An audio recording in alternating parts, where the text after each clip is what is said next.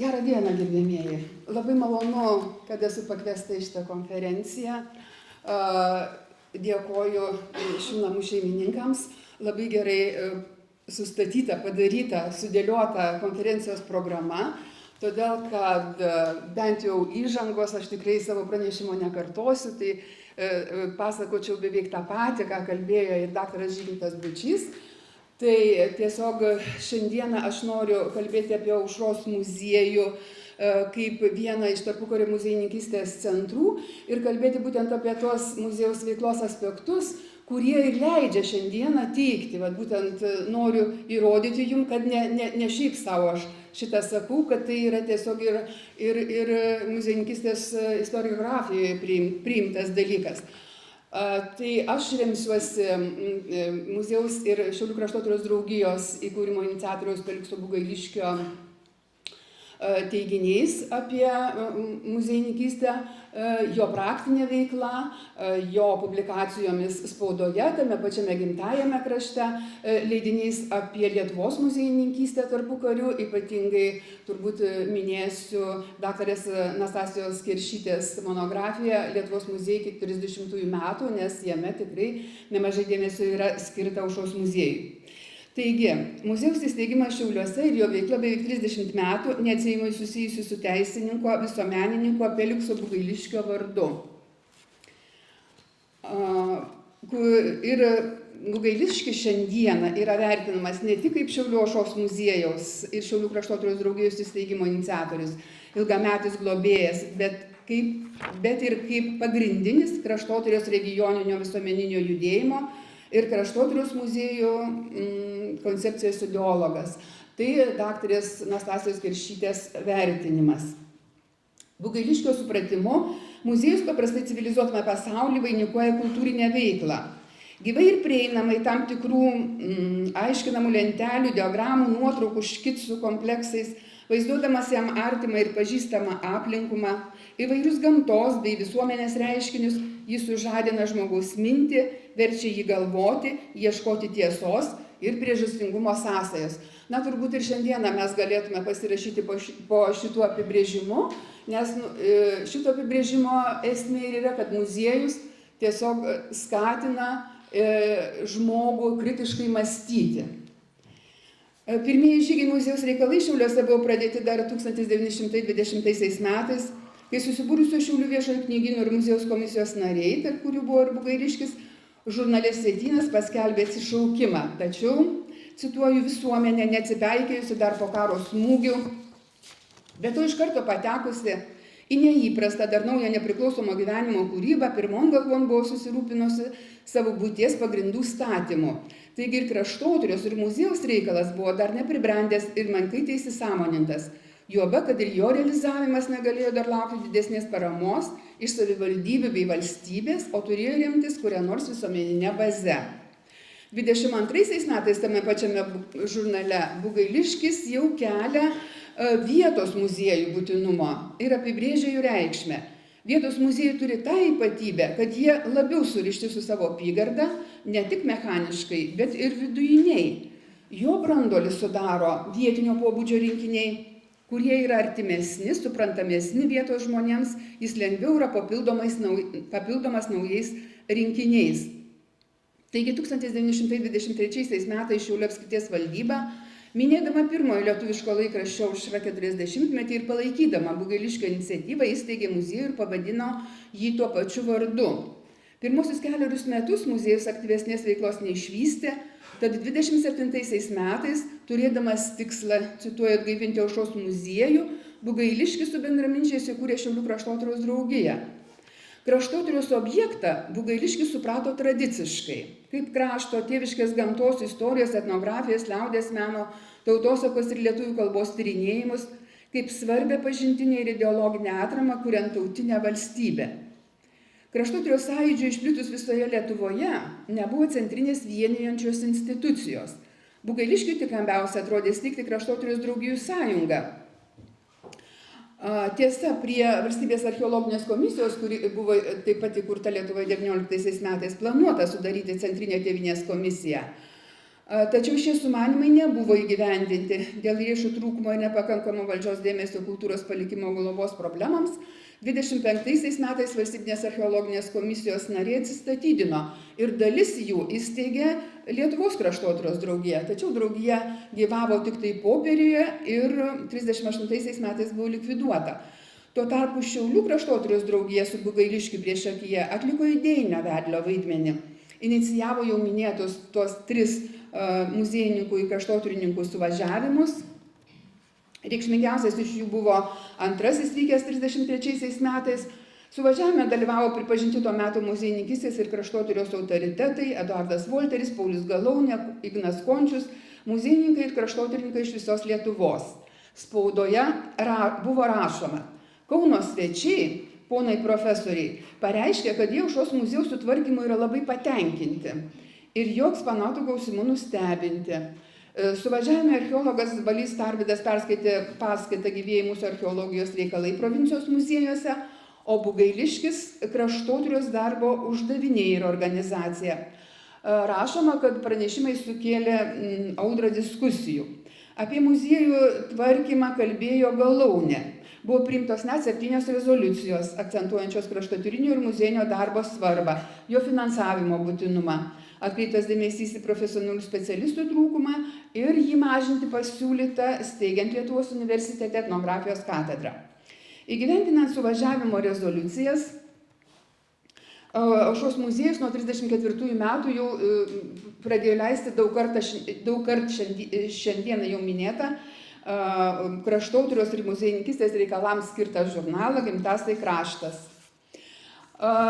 Žurnalas daug padėjo ir kraštotyros draugijoms, kurių pagrindinis siekis buvo kraštotyros muziejų steigimas, be to, kad jame buvo publikuojama kraštotyros ir muziejininkystės medžiaga. Kolektyvinis tos ar kitos srities bei mėgėjų bendradarbiavimas savo kraštui pažinti, jį geriau ištirti, dalinimasis jo išdavimus su visuomenė per muziejų, tai ir yra kraštotyros visuomeninio darbo turinys bei koncepcija. Čia buvo citata, Bugailiškio citata. Nusistovėjo tokia muziejų organizavimo schema. Subūrėma draugija muziejų kurti, jo veiklai plėtoti organizuojami muziejų komitetai iš visuomenės narių. Kadangi nesilaikyta muziejų tipologijos apibrėžtumo ir prioritetiniais pasirinkti etnografiniai tyrimai, Lietuvoje susipainiojo kraštotyros ir etnografijos muziejų tipai ir anot Bugailiškio muziejų tipas dėl trumpo jų amžiaus dar nėra nusistovėjęs. Jo supratimu, kraštotyros muziejus yra švietimo bei mokslo įstaiga, o svarbiausias jų tikslas liaudies būtovės, kuri etnografijos mokslo objektas tyrinėjimas. Tai dar kartą kaip ir patvirtiname, kad pagrindiniai tyrimai tai buvo etnokultūros, etnografiniai tyrimai ir šis aspektas iliustruoja tai, kad daugumos to meto muziejų rinkiniai ir buvo būtent etnografinio pobūdžio. Miestas ir dvaras nebuvo tuo metu tyrinėjimo objektai. Aušros muziejus 28 metais buvo perduotas Šiaulių kraštotyros draugijai, kuri pasiryžo sudaryti iš jo ne tik senovės liekanų saugotojų, bet ir tikrą mokslo įstaigą. Apsibrėžtas veikimo arealas, tai yra muziejus veikia Žemaičių krašto ir Lietuvos šiaurės vakarų plotų. Pirmuoju muziejaus direktoriumi tapo Česlovas Liutikas, agronomas iš profesijos, kraštotyrininkas ir muziejininkas iš pašaukimo į kraštotyrą atvestas Bugailiškio, nes yra manoma, kad Bugailiškis buvo ir Aušros muziejaus vadovas. Jis niekada nebuvo, jis visą laiką dirbo savo tiesioginį teisininko, tai yra teisėjo darbą, o muziejininkystė ir kraštotyra buvo jo tiesiog interesų laukas, kuriame jis padarė tikrai labai daug. Tuo metu pradėtos rengti ir ekspedicijos, per kurias kauptos muziejinės vertybės ir aprašomoji medžiaga, organizuotos ir archeologinės ekspedicijos nuo 28 metų. Aušros muziejuje pradėjo bendradarbiauti profesionalus archeologas Balys Tarvydas. Galime ir pažiūrėti, čia etnografinė ekspedicija Bugailiškis centre, ekspedicija kartu su moksleiviais. Dar viena fotografija, Česlovas Liutikas muziejaus vedėjas, taip pat vienoje iš ekspedicijų ir archeologinė ekspedicija. Būdamas muziejininkas savamokslis, vis dėlto Bugailiškis šį darbą dirba su išmanimu ir kompetencija. Jis nuolat kėlė klausimą dėl tikslaus tyrimo metodo taikymo etnografinėse ekspedicijose. Jam buvo svarbu, kad visi ekspedicijų dalyviai vienodai suvoktų tikslą ir laikytųsi keliamų reikalavimų. Ir šiandien stebina, kaip tiksliai buvo laikomas pasirinkto informacijos kaupimo metodo. Objektą išmatuoti, nufotografuoti, aprašyti. Tokiu būdu per ekspediciją sukauptas etnografinis archyvas tapo neįkainojamų šaltinių etnologijos, istorijos, kitų mokslų studijoms. Ir 2006 metais jis buvo pripažintas nacionalinės reikmės dokumentinio paveldo objektu ir įtrauktas į UNESCO programos Pasaulio atmintis Lietuvos nacionalinį registrą. Štai vienas lapai iš minėto archyvo. Jo yra 89 bylos, apie 15 000 lapų. Šiuo metu archyvas yra skaitmeninamas ir greitai pilna apimtim bus prieinamas LIMIS sistemoje. Muziejaus veikla plėtėsi, daugėjo vertybių, o pastatas tuometinėje Maišo gatvėje, tai yra tokia labai senas pastatas, buvusi pirtis, nebuvo pritaikyta muziejiniai veiklai. Dėl to 30 metais buvo nutarta statydintis muziejaus rūmus. 31 metais Šiaulių miesto taryba leido miesto parke šalia buvusių grafų Zubovų rūmų prie Aušros alėjos statyti muziejaus ir bibliotekos rūmus. Projekto autorius Karolis Reisonas. Ir sutiko garantuoti muziejaus numatomą gauti paskolą.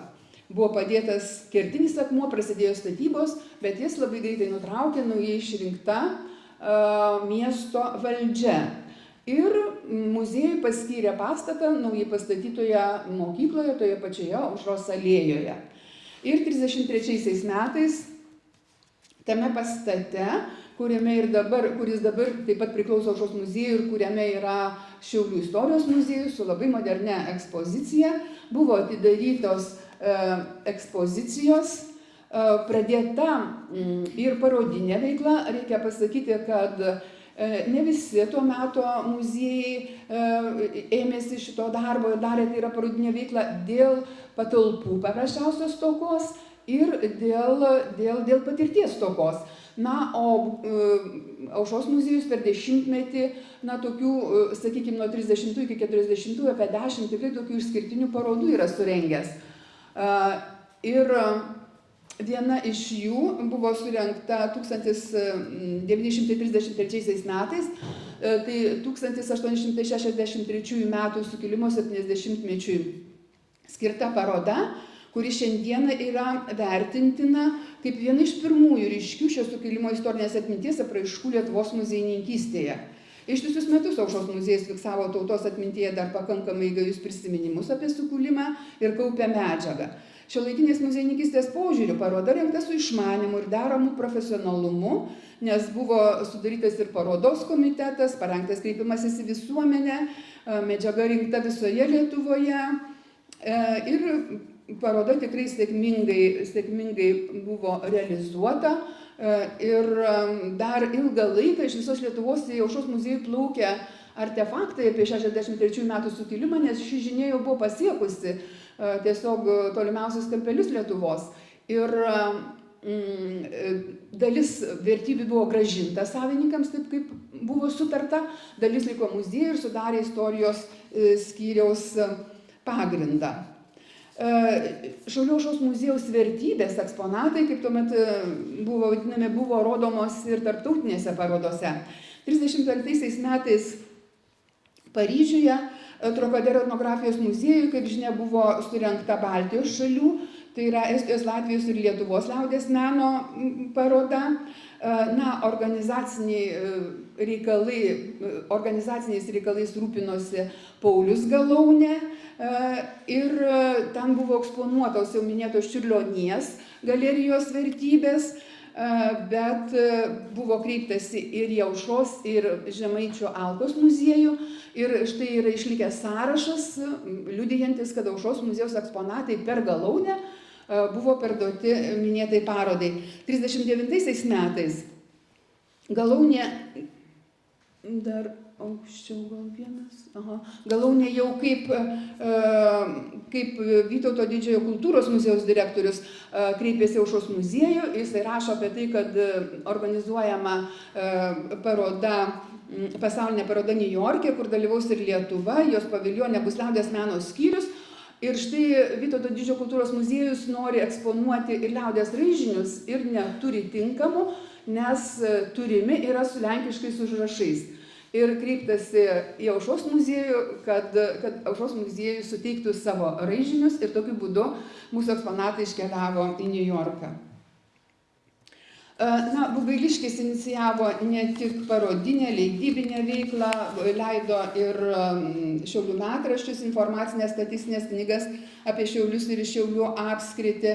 37 metais muziejus turėjo jau 7979 eksponatus, beveik 8000, iš kurių be abejo didžioji dalis buvo etnografinių, jau sukomplektuota biblioteka, archyva. Kartu su Kraštotyros draugija įsteigė tautosakos centrą, kuris Vytauto Didžiojo universiteto tautosakos komisijai surinko virš 1000 vienetų tautosakos tekstų. Ir tokiu būdu jisai tapo didžiausiu ir geriausiai tvarkomu regioniniu muziejumi. Regioniniu arba provincijos, čia mes dėl terminų turėtume turbūt labai nesiginčyti, nes tas pats ar Kraštotyros regioninis tuo metu naudota sąvoka provincijos muziejus. Nuo 26 metų Centrinio šalies muziejaus vaidmenį atliko Čiurlionio galerija, arba Čiurlionies, gal tiksliau pasakyti, nuo 36 jau Vytauto Didžiojo kultūros muziejus. Į jų funkcijas įėjo ir lėšų skirstymas. Ir 38 ir 39 metais VDKM išskirstė muziejams atitinkamai 20 ir 30 tūkstančių litų, daugiausia gavo Aušros muziejus.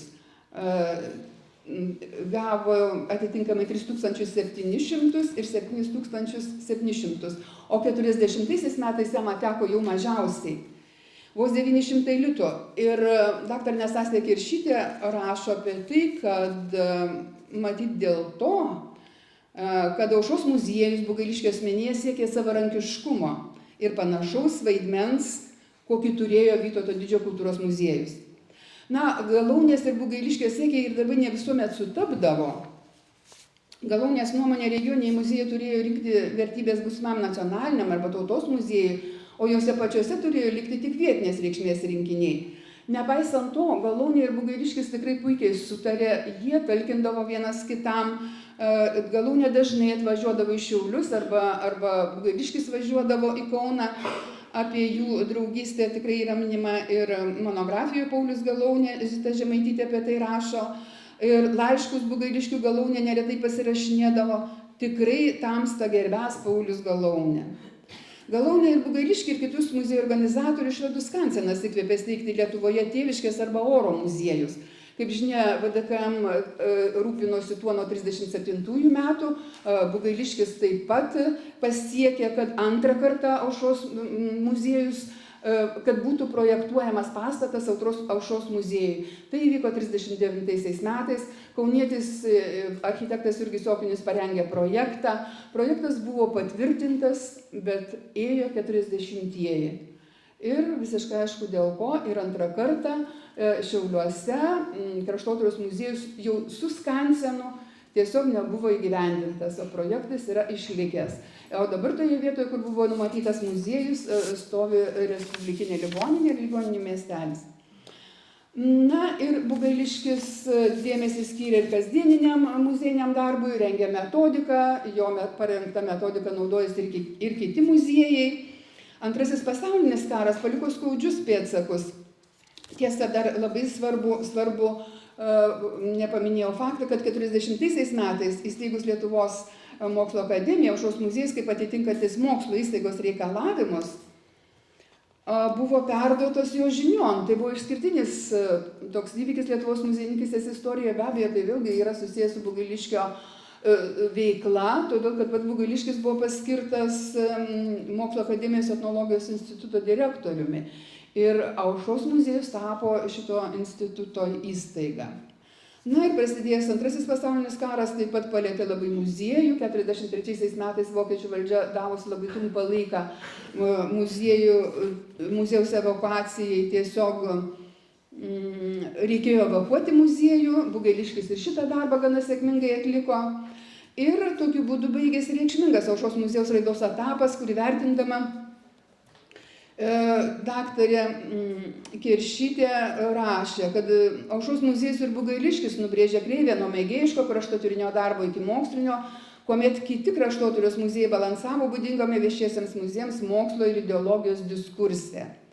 Po karo Aušros muziejus egzistavo jau be nuolatinių patalpų, ekspozicijų, laikina muziejaus raštinė buvo Bugailiškio name, po to muziejai buvo suteikta evangelikų ir liuteronų bažnyčia ir 53 metais Aušros muziejų perėmė kultūros ministerija.